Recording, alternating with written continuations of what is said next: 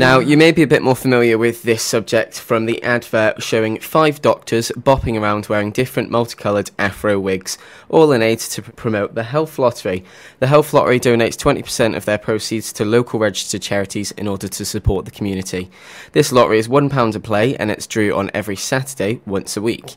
3 numbers sees £50, 4 numbers sees £500 and 5 numbers wins a massive £100,000. Joined with me on the telephone is Claire Rick. She's the media manager for the Schools Food Trust. They're the first local registered charity in Northamptonshire to benefit from the scheme. Hello there, Claire. Hi, Stephen.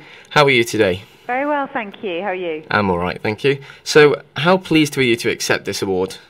Oh, we're really pleased. Of course, we're delighted. And, you know, we've been named among just a few national charities who were some of the first to receive grants through the People's Health Trust from the Health Lottery. So, yeah, we're really pleased. We can't wait to get cracking. And how much was the donation that the charity received? Our grant was for just over £44,000 to do some work to help more men pick up healthy cooking skills in the East Midlands, and Northamptonshire is one of the places that we may be looking at. So, as I say, we can't wait to get cracking. So what else is it that the Schools Food Trust do to benefit the community?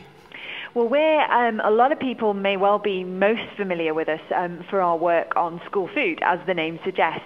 We were created back in 2005, and we've been a registered charity for a number of years now, and we work on every aspect of improving food in schools and the experience that children have at lunchtime. That's everything from the food itself, so improving menus, and I'm guessing that a lot of people who are listening now may well have children who are at school, and hopefully you've recognised some of the big transformation that's taken place on school menus in the last 5 years. But we also work on things like kitchens in schools and dining rooms, because they're really, really important to the experience that children have. It isn't just about what they eat. And alongside all that, we also do lots of work on healthy cooking, because that's also a really big part of improving children's diets and the food that children eat. And that's where this work comes in, because we run a program called Let's Get Cooking. And again, some people listening may well be familiar with that name, because there may well be a club at your child's school that we've set up through our Let's Get Cooking work. We have more than 4,000 clubs right across the country now running in schools that are helping children and their families and other people in the community to learn how to cook healthy meals from scratch on a budget. It's not about using sort of posh ingredients or fancy equipment or having a really whizzy kitchen. It's all stuff that you can do yourself at home. So will these winnings go to an area particularly, or will it just be spread across the board?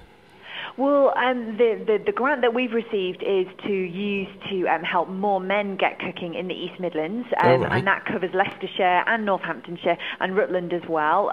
So we're just getting started on the work now. Literally, we've only heard about our grant in the last few days, so we're just getting started, and we'll be reaching out to workplaces in the East Midlands to get that work started. So literally could be anywhere at the moment in this patch, but we certainly hope to share more information as quickly as we can. And where did that aim come from? Are you trying to suggest that men don't cook, Claire? We're certainly not suggesting that men don't cook, certainly not as a generalisation, but we know that lots of people, men, women and children, don't have the skills they want to have or need to have to be able to cook a healthy meal themselves from scratch at home. And I bet that most of us can think of a bloke that we know who perhaps has had a really busy week at work, and in the evenings you come home and you just can't face, or perhaps don't know, how to put together a healthy dinner. So this is all about making that easy. It doesn't have to be hard, and it can save you money, and it's much healthier as well. Well, thank you very much for your time, and I hope that the charity spend their money wisely. Thanks very much, Stephen. You're welcome. Thank you. Bye-bye. And if you'd like to find out any more about the charity, you can do by visiting www.schoolsfoodtrust.org.uk, or you can go to letsgetkicking.org.uk.